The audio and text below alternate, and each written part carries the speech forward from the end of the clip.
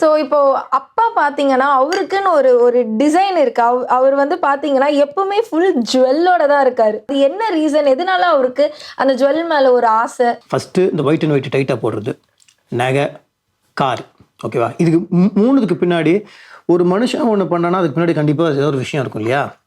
நகை எப்படின்னா, MS Viswanathan sir கிட்ட வந்து அசிஸ்டண்ட்னா அந்த டீ காப்பி வாங்கி தரது இன்ஃபார்மர் அப்படின்வாங்க. இந்த டிரைவின் உட்லண்ட்ஸில் தான் அப்போ வந்து இல்லை பணக்காரங்களாம் வந்து சேருவாங்க. அப்போ இவர் போயிட்டு இருக்கும்போது இவர் வந்து இந்த தட்டில் போட்டு வாசிக்கிறது, இந்த இதில் வாசிக்கிறது. ஸோ இந்த செட்டில் இருக்க ஃப்ரெண்ட்ஸ்லாம் கூட வந்து எடுபிடிக்காக இவர் வச்சுப்பாங்க. ஒருத்தர் பணக்கார வீட்டு பையன் வந்து அப்போ வந்து செயின்லாம் போட்டு டே அந்த செயின் நல்லா இருக்குடா எவ்வளோடா அப்படின்னோன்னா அவன் என்ன சொல்லியிருக்கான், இவர் வந்து இது வந்து ரொம்ப நாளாக மனசுலையே போட்டு வச்சுருக்காரு. ஏன்னா எங்கள் அப்பா என்ன சொல்லுவார்னா, அடிக்கடி வந்து அவர் சாப்பிட்றது அலுமினியம் தட்டில் தான் சாப்பிடுவாராம். அலுமினியம் தட்டு தான் இருக்குமா. என்னைக்காவது ஒரு நாள் நம்ம செயினை போடணும் ஒரு மியூசிக் டேரக்டர் ஆனதுக்கு அப்புறம் அந்த காசு வாங்கின முதல் பணத்துலேயே அவர் வாங்கினது நகை தான். தெரி படத்துலேருந்து ஒரு ஆஃபர் கிடச்சிது நடிக்கிறதுக்கு. சீரியல் ஷூட்டிங்கில் இருக்கேன். அப்போ ஒரு மேனேஜர் ஃபோன் பண்ணுறாரு. மேனேஜர் ஃபோன் பண்ணிட்டு, என்னங்க உங்கள் பேமெண்ட்டு அப்படின்னா, நம்மளுக்கு இப்போ படம் பேமெண்ட் தெரியாதுல்ல. என்ன டே பேசிஸ் கொடுத்தா தான் நடிப்பேன்னு சொன்னியாமே. ஹலோ யார் அப்படின்னா, தானு அங்கிள் பேசுகிறேன்டா அப்படின்னாரு. பார்த்தா கலைப்பணி தானு சார். நான் நினச்சேன் நம்ம கேட்டது நான் மைண்டில் வச்சுருந்தது ஒரு 10,000 கொடுத்தாங்கன்னா போதும். சரி வீட்டுக்கு போனோன்னு இந்த செக்கை எடுத்து பார்த்தா புரியல. மேனேஜருக்கு ஃபோன் பண்ணுறேன், ஏங்க நான் இவளை கேட்கவே இல்லையேங்க. எனக்கு என்னமோ சின்ன வயசுலேருந்தே எனக்கு ஒரு பழக்கம், எனக்கு வந்து இந்த பண ஆசையே சுத்தமாக கிடையாது. இல்லைங்க எனக்கு எதுக்குங்க அப்படின்னா, ஏங்க அதை அட்வான்ஸாக கொடுக்க சொன்னார் வைங்க அப்படின்ட்டாங்க. ஒரு பிரேஸ்லெட்டை வாங்கி எங்கள் அப்பாட்ட போய் நான் கொடுத்து, மன்னிச்சிருங்கப்பா ஒரு 10 வருஷத்துக்கு முன்னாடி நான் ஒரு பிரேஸ்லெட் உங்கள்கிட்ட எடுத்து ஆட்டையை போட்டேன், என்னால் திருப்பி வாங்கி தர முடியல, என்னால் இவ்வளோ தான் முடிஞ்சது, இன்னும் சம்பாரிச்சு இன்னும் வாங்கி தருவேன் அப்படின்னு சொல்லி அவர் இன்றைக்கி அதை பெருமையாக கையில் போட்டுக்கிறார். ஒரு நாள் கூட இவன் என்னடா நீ சினிமாவில் நடிக்கணும் பெரிய ஆளுன்னு நினச்சி நீ சீரியலில் போய் நடிச்சு அப்படி சொல்லவே மாட்டார். ஏன்னா எந்த தொழிலும் அது மதிக்கிறவர் தான் எங்கள் அப்பா. ஒரு வேளை நான் சீரியலே நடிக்காமல் நேரம் நான் ஒரு ஆட்டோ ஓட்டிகிட்டு இருந்தால் கூட அதை கூட நான் அப்ரிஷியேட் பண்ணுவார். டேய் ஓகே சூப்பர்ரா, நல்லா நியாயமாக ஆட்டோ ஓட்டுறியாமேடா, நல்லா ஓட்டுறியாமேடா. அதுதான் ஒரு அப்பான்றது. என்னைக்கு ஒரு புள்ள என் அப்பா மாதிரி நான் வரணும்னு சொல்கிறானோ அன்றைக்கி அவங்க அப்பா ஜெயிச்சிட்டார். ஸோ இப்போ அப்பா பார்த்தீங்கன்னா, அவருக்குன்னு ஒரு ஒரு டிசைன் இருக்கு. அவர் வந்து பார்த்தீங்கன்னா, எப்பவுமே ஃபுல் ஜுவல்லோட தான் இருக்காரு. அவர் பார்க்கும் போதே வந்து ஃபுல்லாக ஷைனாக தான் இருக்காரு. அது என்ன ரீசன்? எதனால அவருக்கு அந்த ஜுவல் மேலே ஒரு ஆசை? அவருக்கு 2-3 விஷயம். ஃபஸ்ட்டு இந்த ஒயிட் அண்ட் ஒயிட் டைட்டாக போடுறது, நகை, கார். ஓகேவா? இதுக்கு 3க்கு பின்னாடி ஒரு மனுஷன் ஒன்று பண்ணான்னா அதுக்கு பின்னாடி கண்டிப்பாக ஏதோ ஒரு விஷயம் இருக்கும் இல்லையா? நகை எப்படின்னா, இவர் இந்த நான் சொன்னல எம்எஸ் விஸ்வநாதன் சார் கிட்ட வந்து அசிஸ்டண்ட்னா அந்த டீ காப்பி வாங்கி தரது இன்ஃபார்மர் அப்படின்வாங்க. ப்ரொடக்ஷனில் இன்ஃபார்மர்னா, அண்ணா நாளைக்கு ஷூட்டிங்கு இருக்குது அப்படின்னு நம்ம இதில் ஷூட்டிங் சொன்னால் அவங்க வந்து நாளைக்கு ரெக்கார்டிங் இருக்குண்ணே, அவங்க போய் அந்த அப்போல்லாம் வந்து மெயின் பிளேயர்ஸ்லாம் வீட்டிலேருந்து பிக்கப் பண்ணிட்டு வருவாங்க. ஸோ இவர் கூட போகணும், ஒரு ஒரு அசிஸ்டன்ட் பாய். அந்த டைமில் வந்து இவருக்கு என்னென்னா, இந்த டிரைவின் உட்லண்ட்ஸில் தான் அப்போ வந்து இல்லை பணக்காரங்களாம் வந்து சேருவாங்க. அப்போ இவர் போயிட்டு இருக்கும்போது இவர் வந்து இந்த தட்டில் போட்டு வாசிக்கிறது, இந்த இதில் வாசிக்கிறது. ஸோ இந்த செட்டில் இருக்க ஃப்ரெண்ட்ஸ்லாம் கூட வந்து எடுபிடிக்காக இவர் வச்சுப்பாங்க. டைம் பாஸ்க்கா பாட்டு பாடு. இவரும் வந்து இந்த இன்ட்ரெஸ்ட்டில் வந்து தப்பாக பாடினாலும் அந்த ட்ரேயில் வச்சுலாம் டப்புன்னு தட்டிட்டு பாடிட்டு இருப்பார். இப்படிலாம் பாட்டுக்கும்போது அதில் ஒருத்தர் பணக்கார வீட்டு பையன் வந்து அப்போ வந்து செயின்லாம் போட்டு டே அந்த செயின் நல்லா இருக்குடா எவ்வளோடா அப்படின்னோன்னா அவன் என்ன சொல்லியிருக்கான், இந்த பாரு இந்த செயினை நீ பார்க்குறதோட விட்டுறணும், இதோட விலையை நீ கேட்டு என்ன செய்ய போகிற, ஒன்னால் இந்த ஜென்மம் ஃபுல்லாக கஷ்டப்பட்டு உழைச்சாலும் இந்த செயினில் பாதி கூட உன்னால் வாங்க முடியாது, வாயை மூட்டு வேலையை பாரு அப்படின்ட்டு ரொம்ப இன்சல்ட் பண்ணிட்டாப்ல. இவர் ரொம்ப ஹர்ட் ஆகிடுச்சு. இவர் வந்து இது வந்து ரொம்ப நாளாக மனசுலையே போட்டு வச்சுருக்காரு. ஏன்னா எங்கள் அப்பா என்ன சொல்லுவார்னா, அடிக்கடி வந்து அவர் சாப்பிட்றது அலுமினியம் தட்டில் தான் சாப்பிடுவாராம். அலுமினியம் தட்டு தான் இருக்குமா. அவர் வந்து நான் அலுமினியம் தட்டிலே சாப்பிட்றோம், என்னைக்காவது ஒரு நாள் நம்ம செயினை போடணும் ஒரு மியூசிக் டேரக்டர் ஆனதுக்கு அப்புறம் அந்த காசு வாங்கின முதல் பணத்துலேயே அவர் வாங்கினது நகை தான். அன்னிலேருந்து இன்னைக்கு வரைக்கும் பார்த்தீங்கன்னா நகை என்னன்னா, அன்னைக்கு ஒருத்தர் சொன்னான்ல நான் நகை போட முடியாதுன்னு, அவன் பார்க்கலன்றதுலாம் கிடையாது, நான் போடுவேன், இன்னைக்கு அப்புறம் போட்டிருப்பாரு. நீங்க சொல்லியிருந்தீங்க அப்பாவோட கை, அதாவது அவரோட பிரேஸ்லெட் ஒன்று வந்து தங்க பிரேஸ்லெட்டா ஆட்டையை போட்டதா சொன்னீங்க. அதை நீங்க எப்படியாச்சும் ஒரு சின்ன ஒரு பிரேஸ்லெட் ஆச்சு பண்ணணும் அப்படின்னு சொன்னீங்க. திருப்பி கொடுத்தீங்களா, வாங்குனீங்களா அப்பாவுக்கு? நான் ஆட்டை போட்டது நிறைய ஏகப்பட்ட பவுனு. ஆனால் பட் என்னென்னா, நான் சீரியல்லாம் முடிச்சிட்டதுக்கப்புறம் திடீர்னு ஒரு நாள் தெரி படத்துலேருந்து ஒரு ஆஃபர் கிடச்சிது நடிக்கிறதுக்கு. அதுக்கு காரணம் என் கசன் மகேந்தர். இப்போ கமல் சார் கூட கோ ப்ரொடியூசர் மகேந்தர். ஸோ தெரிய படத்தில் சான்ஸ் கிடச்சோன்னே எனக்கு ஒரு நாள் என்ன பண்ணுறேன், நான் சீரியல் ஷூட்டிங்கில் இருக்கேன்.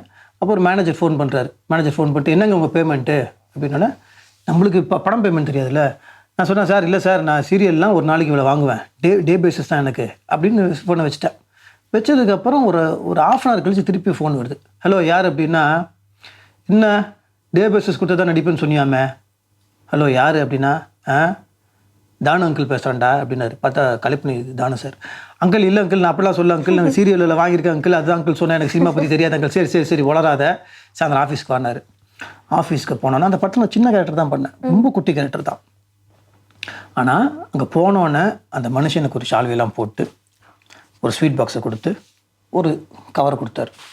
நான் நினச்சேன், நம்ம கேட்டது நான் மைண்டில் வச்சுருந்தது ஒரு 10,000 ரூபா கொடுத்தாங்கன்னா போதும், சின்ன கேரக்டர் தானே போதும், இப்படி தான் மைண்டில் வச்சுட்டு ஓகே அங்கிள் அப்படின்னோடனே அவருக்கு என்னென்னா, டே உங்கள் அப்பா அவர் என் ஃப்ரெண்டுடாக இருக்குண்ணா, அந்த மரியாதை எனக்கு கிடச்ச மரியாதை இல்லை, எங்கள் அப்பாவுக்கு அவர் மேலே வச்சுருக்க பாசம். சரி வீட்டுக்கு போனோன்னு இந்த செக்கை எடுத்து பார்த்தா 1,00,000 ரூபா, அது அட்வான்ஸு. எனக்கு வந்து புரியல. மேனேஜருக்கு ஃபோன் பண்ணுறேன், ஏங்க நான் இவளை கேட்கவே இல்லையேங்க, எனக்கு என்னமோ சின்ன வயசுலேருந்தே எனக்கு ஒரு பழக்கம், எனக்கு வந்து இந்த பண ஆசையே சுத்தமாக கிடையாது.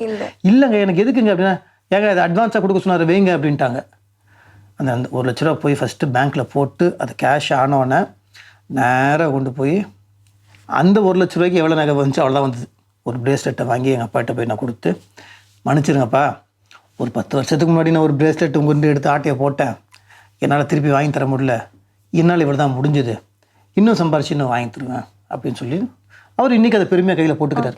அப்போ அப்பாவோட ரியாக்ஷன் எப்படி இருந்துச்சு நீங்கள் போடும்போது?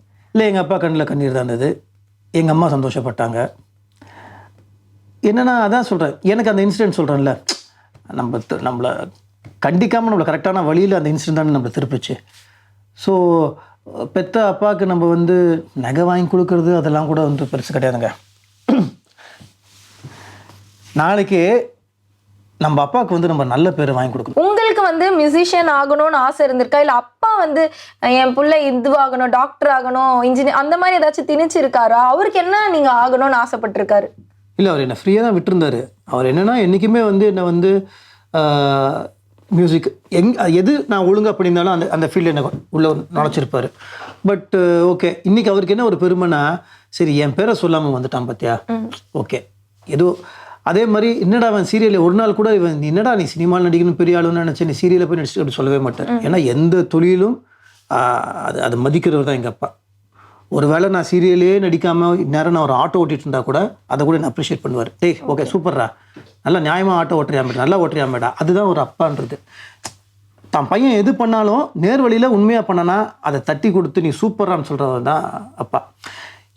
ஒரு ஒரு ஒரு ரோல் மாடல்னு சொல்லுவாங்கள்ல, நாளைக்கு என் பொண்ணை வந்து உனக்கு யார் ரொம்ப பிடிக்கும், எனக்கு வந்து இவர் மாதிரி வரணும் அவர் மாதிரி வரணும்னு பேரை சொல்கிறத விட, என்னைக்கு ஒரு புள்ள என் அப்பா மாதிரி நான் வரணும்னு சொல்கிறானோ அன்றைக்கி அவங்க அப்பா ஜெயிச்சிட்டார். இந்த ஷோவில் எனக்கு வந்து ரொம்ப பிடிச்சது என்னன்னா, நீங்கள் சொன்ன உங்கள் அப்பாவோட ஸ்டோரியாக இருக்கட்டும், அவங்களோட பயோகிராஃபி எல்லாமே வந்து ரொம்ப மோட்டிவேஷ்னலாக இருந்துச்சு. லைக் உங்கள் அப்பா மாதிரி ஒரு அப்பா வந்து எல்லாருக்குமே கிடைச்சிட்டாங்கன்னா லைஃப்பில் வந்து எல்லா பசங்களும் வந்து பயங்கரமாக சாதிச்சிடுவாங்க. அதுதான் எனக்கு ரொம்ப ஆச்சரியமாகவும் இருக்குது, ரொம்ப ஹாப்பியாகவும் இருக்குது. லைக் இந்த மாதிரி ஒரு தந்தை எல்லாருக்கும் கிடைக்கணும் அப்படி சொல்லிட்டு. ஸோ நிகழ்ச்சிக்கு வந்ததுக்கு ரொம்ப ரொம்ப ரொம்ப நன்றி. நீங்கள் நம்மளோட நிகழ்ச்சி பற்றி என்ன சொல்ல நினைக்கிறீங்க? வசந்த் டிவி நேயர்களுக்கு என்ன சொல்ல நினைக்கிறீங்க? எனக்கு ரொம்ப உங்களுக்கு தான் ரொம்ப தேங்க்ஸ் சொல்லணும். ஏன்னா பேசிக்காக உண்மை என்னென்னா, நானும் எங்கள் அப்பாவும் ஒன்றா உட்காந்தா 5 நிமிஷம் ஒன்றா உட்காந்தா 3ஆவது நிமிஷம் சண்டை போட்டுருவோம். இது வரைக்கும் எங்கள் அப்பா கிட்டனா இது நான் சொன்னதே கிடையாது. எங்கள் அப்பா கிட்ட நான் அதிகமாக பேசவும் மாட்டேன். அவர் எப்படி ஸ்ட்ரிக்டாக இருந்தால் இப்போ நான் ஸ்ட்ரிக்டாக இருக்கேன். கரெக்டாக மாத்திரை சாப்பிட்றீங்களா, எங்கே வெளியே போகிறீங்க, ஏன் இப்படி பண்ணுறீங்க, ஏன் அப்படி கத்திட்டே தான் இருப்பேன். ஹாஸ்பிட்டல் கூட்டு போனால் கத்திட்டே இருப்பேன். ஸோ என்னென்னா, எங்கள் அப்பா கிட்ட நான் சொல்ல முடியாத விஷயம்லாம் இந்த ப்ரோக்ராமில் சொல்லி அவர் கேட்கும் போது அவர் சந்தோஷப்படுவார்ன்றது தான் எனக்கு ரொம்ப என்னுடைய மெயினாக நான் வந்தது அதுதான் ரீசன்.